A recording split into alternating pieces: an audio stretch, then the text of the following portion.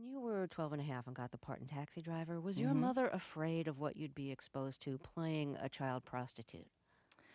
Well, first of all, I had been an actor since I was 3 years old, so I had a long body of experience. And my mom really took me to all sorts of movies and took me to R-rated movies whenever she could. And we talked a lot about politics and we talked about deeper things. And I grew up in Hollywood, so I was exposed to it all over the place.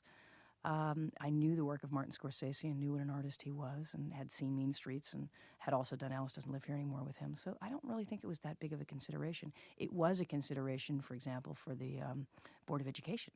And at that time, they weren't, they really wanted to know that I would not be emotionally damaged by playing this part. So they brought in or actually my lawyers brought in a psychologist to decipher after an hour of meeting me to decipher whether I would be, entirely damaged by my atmosphere.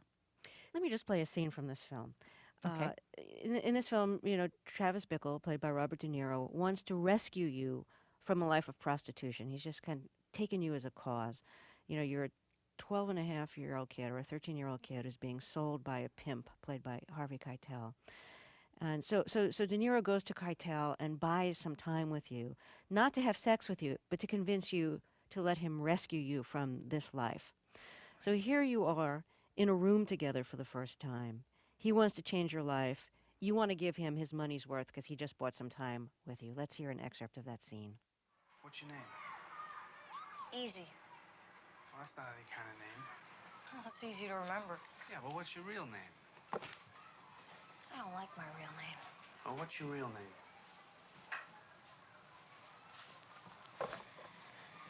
Iris. Well, what's wrong with that? That's a nice name. That's what you think.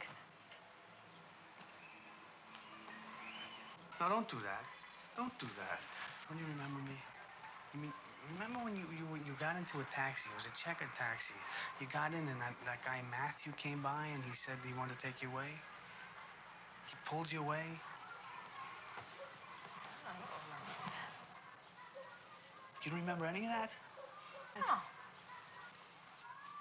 Well, that's all right. I'm gonna get you out of here. So we better make it or Sport will get mad. So how do you want to make it? I don't want to make it. Who's Sport? Oh, that's Matthew. I call him Sport.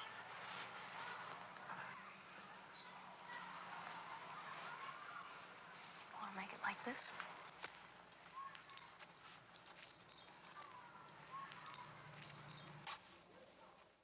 At the end of this scene, Jodie Foster, you're unzipping De Niro's fly. Mm-hmm. Were you old enough yet to get what this was about? Yes, yeah, and 12-year-olds are, and I think we're all very foolish and blind to think that they don't. Mm-hmm. I lived in L.A. I lived in an urban place, and I'd seen a lot of movies, and I had long talks with my mom. And sort of the way I approached my character was this was a runaway and somebody who probably was taking a lot of drugs and who'd really been under the influence of an older man, and somebody who would run away from a kind of an oppressive family structure. Boy, I understood all that. And, I went to a private school where I wore a little gray skirt and I got straight A's and spoke different languages. And I mean, I don't think I'm scarred. I was going to ask you. You never know, Yeah, but I don't think I'm scarred. I was going to ask you if you felt you walked away with any scars. Guess not. Well, no. And in fact, I think in some ways it's good to, if you know your child and if you know your child is ready for having these kinds of discussion, it's good in some ways to show them the adult world when they're still open to having conversations about meaningful paths and what makes an unmeaningful life and things like that. Taxi Driver is such an extraordinary movie. I mean, it's at the top of, or near the top of so many people's lists, and so many of us have seen it, over and over again. I'm thinking, at the age of 12 and a half, to work with Scorsese and De Niro and Keitel, gee. It really changed my life. At that time, I had made many more movies than either one of them had, but Oh, God, that's so amazing. But I had played mostly, people used to ask of me, act naturally, be yourself, say that line just as you would say that line. And it just never occurred to me that being an actor was ever going to be some kind of a satisfying career because it just seemed dumb to me. You just, read the lines someone else wrote, and there wasn't a lot of thought into it, and there was no building of a character. And it really wasn't until I met Robert De Niro, and he kind of took me under his wing and sat down with me for hours at a time, that I really understood that there was more to acting than just being a puppet. If you remembered, I'd love to hear some of the things he told you in those talks about acting. Well, I wish that he had had some kind of, wonderful, miraculous things to say to me. Mostly he would take me to these little divey coffee shops in different parts of town, sometimes in Spanish Harlem and different parts of town that he found. And he didn't talk to me much. He just let me sit there. And after a while, I realized that this was his, he was going to do this again, for another hour. So I just looked around, I'd talk with other people, and I'd go on my merry way and, read the newspaper occasionally. And after a while, he might bring in the script, and we'd start working on the script, and he'd do the lines over and over and over again. And having been a child actor, of course, I knew my lines. So now I was really bored because I'd have to do these lines over and over again with this adult. And then by the end of our meetings, he would throw improvisation in. And that was, I think, a really good lesson, because I suddenly learned that improvisation was about knowing the text so well that you could deviate from it in a meaningful way, as if you had been living this conversation, and always find your way back to the text. And I think that's a lesson that most young actors don't really get. Do you think that he took you to divey coffee shops, as you described them, because he thought maybe you'd see characters like the character you were playing? I think it was just his way of getting me to feel comfortable with him, and I don't think he really knew what he had in mind. At that, Robert De Niro then and Robert De Niro now are two very different guys. Then he was a guy who made one film every 2 years or 3 years. He immersed himself in the character. He barely ever slept when he was doing Taxi Driver. He was a mess. I mean, he was living the character of Travis Bickle, and so his method in some ways was just to live in that place and to try and drag me into it. Did Martin Scorsese give you any advice about your character or about working with the actors in the film? Well, he brought in a girl that he had met that had similar circumstances. A very thin, very young girl who had some of the mannerisms that he wanted me to copy, and he kind of pointed them out to me.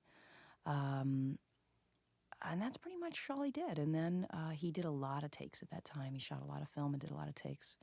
And I remember, the one thing that I remember about him that I think is the most inspiring to me as a director is that he used to sit behind the camera. Of course, back then when there were no video monitors that directors could hide behind, he'd sit behind the camera, and sometimes we'd do, 30 takes, 40 takes, but every take he would laugh. He would giggle and have to hold his mouth shut so that he wouldn't make noise. And not just the first or the second take, but every take. He was actually enjoyed the performances so much that it was almost as if he was inside the actors' faces. Jodie Foster is my guest. One of your most popular films is Silence of the Lambs, in which you play an FBI agent on the trail of a serial killer. No problems with that film in terms of the violence in it, or just I'm just wondering if it was like creepy for you to deal with that kind of material after the whole Hinckley affair. I love Silence of the Lambs, and I certainly I love the book, and it was something that I pursued actively because I did feel that the perspective in the movie, the point of view of the film, was from the point of view of a young person who believed that her destiny was to save people, and that is the point of view of the camera of that movie. A very different point of view than, of course, being the cannibal or the serial killer himself and looking at the world around him with those eyes on. I did feel that the film is defendable, that it has the right point of view. I think Silence is a wonderful film, and I really felt like it needed to be made, and there was a part of me that was terribly drawn to it. I had played a lot of victims in my life, and if you asked me at the time why I was playing victims, I would have said, well, you're crazy, what are you even talking about? I don't play victims. But when you look back on my work, you see a pattern. You see an unconscious pattern. Silence of the Lambs, in some ways, was the end of that pattern, because it was the first time that I played somebody whose destiny was to save them. Something that she knew as a small girl, something that she knew before she was born. There was a part of her that was drawn and who's destined to find those marginalized women out there, those women who were too fat, too thin, too small, too quiet, and to be their saviors. Let me play a short scene from Silence of the Lambs, and you play an FBI agent who's trying to track down a serial killer, and as part of your search, you go visit Hannibal Lecter, who is the serial killer who killed and ate his victims. You're visiting him in prison where he's serving life, and you think he'll have clues about this serial killer you're trying to track down. Hannibal Lecter is played by Anthony Hopkins. This is your first meeting with him, in which you're trying to get information from him, and he's both testing you and playing with you at the same time. Tell me, what did Miggs say to you? Multiple Miggs in the next cell. He hissed at you. What did he say? He said, I can smell your I see. I myself cannot.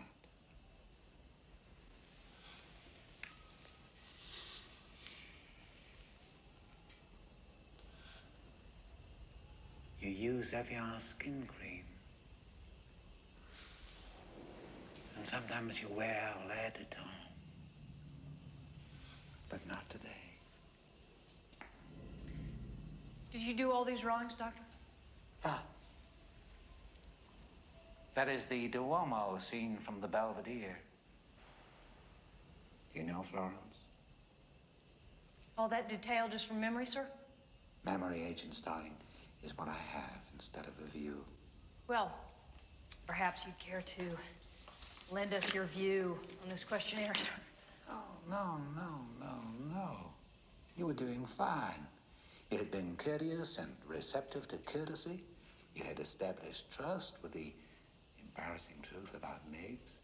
And now this ham-handed segue into your questionnaire. It won't do. I'm only asking you to look at this, Doctor. Either you will or you won't. Jodie Foster, can you talk a little bit about working opposite Anthony Hopkins in these scenes with him? Oh, he's such a wonderful actor and such a truly nice man, one of the great nice men. I was kind of scared to death of him. The only time that I'd met him was at a rehearsal, and we'd started, rehearsing right away, and he brought that voice out, and I kind of got scared of him. And for some reason, during the shooting, we were always behind glass. He was either behind glass or I was behind glass, so we never really got to hang out together at all. And I was kind of scared of him the whole movie. And then one day, over tuna fish sandwiches at the end of the film, I admitted it to him, and finally he admitted to me, I was kind of scared of you too. And it was sort of a very funny moment. And from then on, I think we've become much more comfortable with each other. Now, you're using a southern accent. I'm not sure exactly which state it's supposed to be from. She's originally from West Virginia, but had been transplanted to Montana, so has lost her accent slightly. Mm-hmm. So why was it felt that an accent was needed for the role? That was a choice of the director, and also very much a big part of the novel. She's somebody who is from the South and is not from the Tony family that others in the FBI have come from. She was, orphaned at a young age and was thrust into living with people that didn't really want her. So it creates a character for Clarice, who's somebody who is very much like a lot of these victims that the killer has been killing. That's her background. She's a nobody from nowhere. And the accent, I think, is very important. It's a fuel to Hannibal Lecter because he can glean parts of her past through her voice, things that she'd love to cover up. It's her weakness. Jodie Foster speaking with Terry Gross. They'll talk more after a break. This is Fresh Air.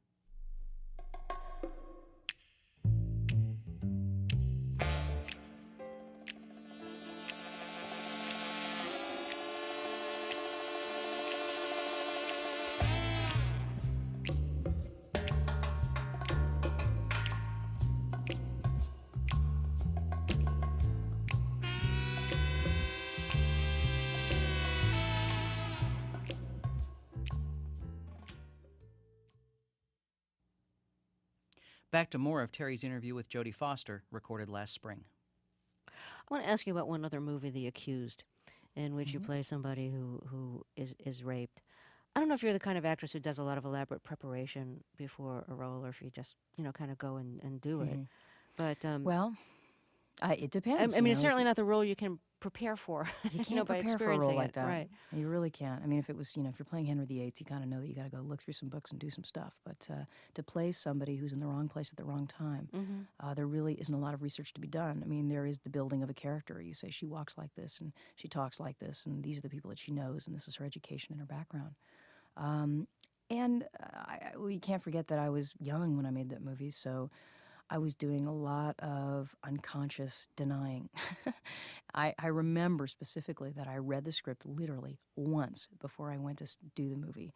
And I think it was because partly I was scared, and I just didn't even want to think about how I was going to get there. And that's kind of typical, I think, of 25-year-olds, that you're drawn towards something and psychologically, but you don't really know why, and you don't even want to ask yourself the question. You just kind of dive head first. And of course, had I been 40, maybe I wouldn't have taken that movie.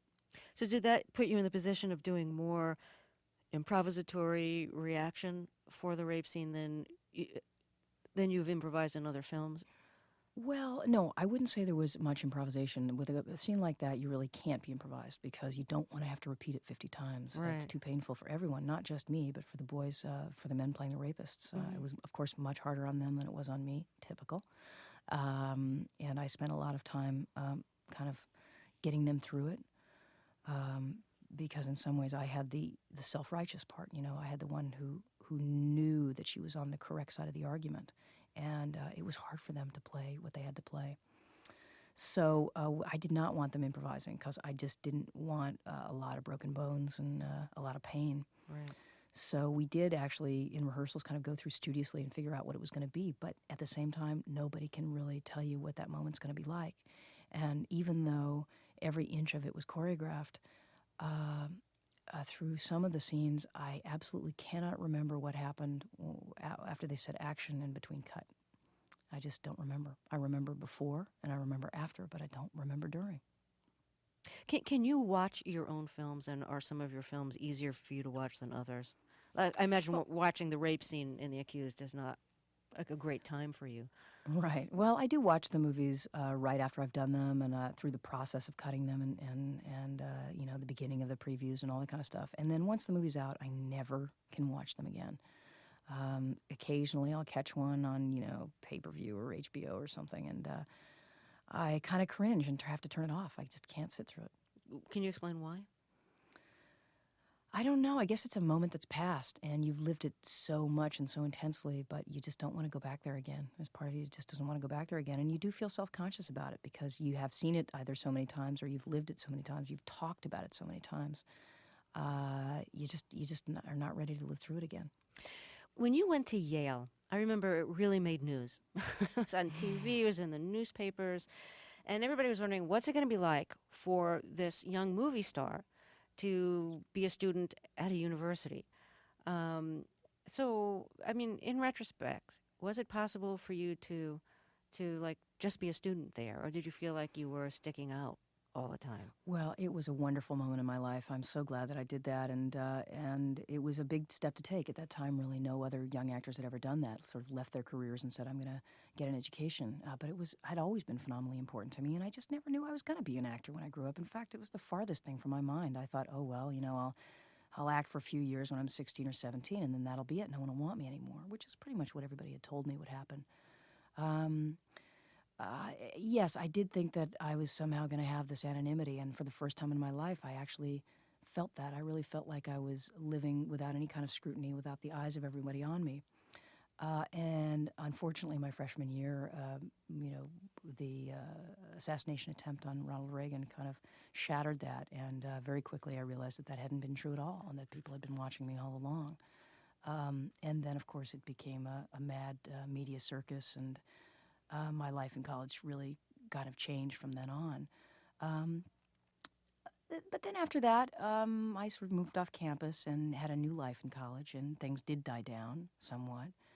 And it truly was the best time in my life. I mean, I don't know who I'd be if I hadn't been there. Did you study acting when you were at Yale? I studied no acting when I was at Yale. Not that I could have, because that's liberal arts education in their mind is really about is not a it's not a trade school. I didn't study any theater at all, although that was certainly available to me. I really wanted to learn about literature. That was my passion. I loved reading. I'd always loved reading, and that was the place that I saw for myself. I really wanted to stay as far away from acting as I could, and even as far away from kind of the real world as I could. I'd been paying taxes since I was 3 years old, and I really wanted to be in an ivory tower for once. Jodie Foster, it's been a pleasure to have you here. Thank you so Thank much you. for talking with us.